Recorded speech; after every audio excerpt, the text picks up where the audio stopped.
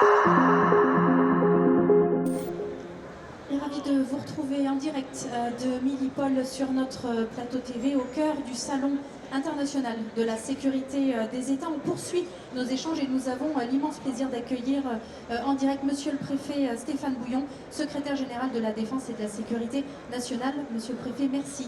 Merci de m'accueillir, bonjour à tous. Merci beaucoup d'être avec nous ici où on parle évidemment de sécurité nationale depuis ce matin et le SGDSN, un acronyme que vous représentez aujourd'hui, joue évidemment un rôle majeur dans la veille et de la surveillance des différentes menaces et des différents risques que l'on évoque sur ce plateau depuis ce matin déjà. Comment s'opère aujourd'hui cette dimension stratégique? Quels sont les risques et les menaces principaux auxquels la France se prépare? L'élément le plus connu pour le SGDSN, c'est les plans Vigipirate. Piranet et toute la déclinaison Pirate-Mer, toute la déclinaison des plans sur la lutte contre le terrorisme et la prévention du terrorisme. Et évidemment, nous travaillons en liaison avec les services de renseignement, avec l'ensemble des acteurs, y compris les ministères des Affaires étrangères, pour déceler et enregistrer cette menace en matière de terrorisme. Mais il n'y a pas que ça.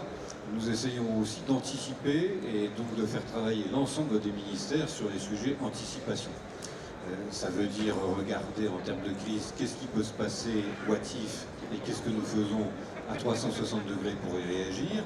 C'est aussi prendre en compte toute une série de nouvelles menaces qui sont apparues, les drones, les cyberattaques, aujourd'hui la manipulation de l'information, pour faire en sorte que nous ne soyons pas toujours à courir après l'attaque, mais que nous puissions être en préparation, en prévision pour pouvoir y réagir et être mieux en état pour la fois suivante de la contrer.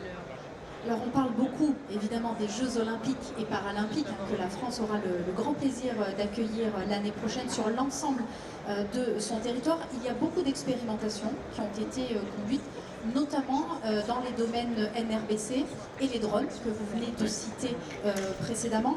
Où est-ce qu'on en est aujourd'hui dans ce processus? Quelles sont les avancées dans ces deux domaines en particulier? Alors, on a fait beaucoup de progrès sur ce sujet, d'abord parce qu'on a expérimenté, on a regardé comment ça se passait, comment ça marchait et quels sont nos dispositifs.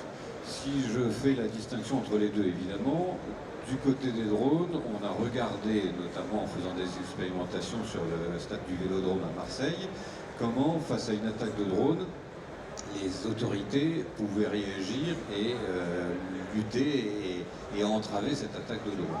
Ça, c'est le premier point, et on a travaillé avec des dispositifs à la fois des ministères, mais aussi de différentes grandes entreprises. Et nous attendons que ces dispositifs soient maintenant mis au point pour les Jeux Olympiques, en complément de ceux qui existent déjà. En matière de NRBC, on a travaillé notamment avec l'Union européenne. L'Union européenne nous aide beaucoup à travers le dispositif Rescue, en nous fournissant des crédits qui vont nous permettre d'acheter du matériel de protection et de prévention contre les risques nucléaires, radiologiques, bactériologiques et chimiques, pour pouvoir réagir et œuvrer en complémentarité avec l'ensemble des autres États. Donc sur ces sujets, évidemment, c'est aussi de l'interministériel. Donc ça veut dire que nous devons travailler en particulier avec le ministère de la Santé, le ministère de l'Intérieur, le ministère des Armées. D'abord parce que ces équipements sont très complexes, coûteux, lourds à mettre en place, et qu'il faut qu'ensuite nous puissions nous articuler non seulement sous l'angle de la réaction face à une attaque, mais aussi sous l'angle de la communication, pour expliquer aux gens comment se protéger, et puis un point que tout le monde oublie mais qui est essentiel, sous l'angle judiciaire, pour faire en sorte qu'on puisse identifier l'auteur et le déférer ensuite devant les tribunaux. C'est tout ce travail-là, interministériel, sur lequel nous sommes engagés, et donc qui trouvera, j'allais dire je l'espère, non, qui ne trouvera pas, je l'espère, une concrétisation lors des JO. Est-ce qu'il y a d'autres évolutions capacitaires technologiques qui sont attendues au-delà du NRBC et des drones dont on parlait précédemment? Vous savez, il y a l'intelligence artificielle. Alors, j'allais presque dire c'est la tarte à la crème ces temps-ci. Mais l'intelligence artificielle générative, c'est quelque chose qui va complètement bouleverser l'ensemble de nos dispositifs, que ce soit en matière de cyber, que ce soit en matière de connaissances, que ce soit en matière de manipulation de l'information, que ce soit tout simplement dans tous les domaines techniques, y compris, j'allais dire, pour pouvoir agir sur le terrain sans qu'il y ait besoin d'un être humain pour actionner tel ou tel dispositif. C'est quelque chose qui est fantastique. C'est à la fois une menace considérable, mais c'est aussi une chance extraordinaire parce que à travers ça, ça peut nous permettre aussi de contrer différents systèmes d'attaque et de pouvoir notamment, lorsque ces attaques sont multiples, les contrer en même temps et beaucoup plus rapidement que nous le pensions. Donc l'intelligence artificielle, demain aussi le quantique en matière de cryptologie, ce sont des points sur lesquels nous sommes très investis et vous parliez tout à l'heure d'anticipation et de réflexion sur l'avenir. On est en plein dedans, tout ce temps que nous sommes, avec les universités, avec les administrations et en coopération avec nos amis et nos alliés sur le plan international, pour trouver un modus operandi qui nous permette d'utiliser au mieux, mais également de faire en sorte que ces outils technologiques de demain ne soient pas trop mal utilisés, en tout cas que s'ils sont mal utilisés, on puisse les contrer. Vous parliez donc d'une coopération élargie avec l'ensemble de ces acteurs. Il y a également les collectivités qui font partie de cette coopération pour adresser ces enjeux de sécurité et de résilience au niveau de l'ensemble du territoire, puisque finalement c'est ce maillage qui permettra d'avoir cette réponse globale face aux risques et aux menaces que l'on évoquait précédemment.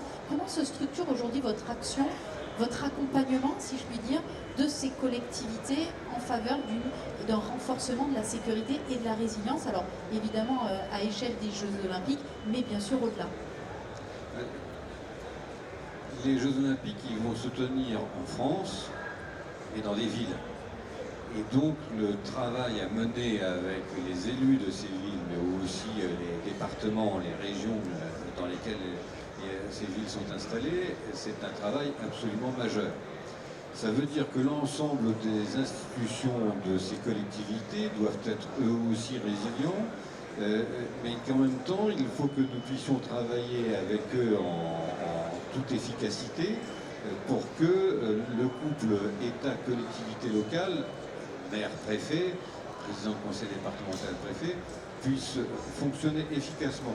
On se rend compte que quand on arrive à travailler avec les gens sur le terrain, c'est beaucoup plus efficace.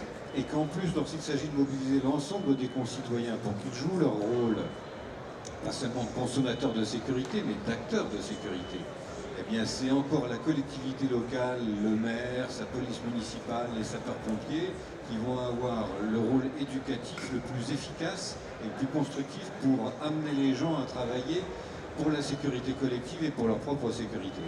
Monsieur le Préfet, merci infiniment d'avoir été avec nous en direct de Millipol sur ce plateau, d'avoir répondu à nos questions. Merci beaucoup, bon après-midi et bon salon.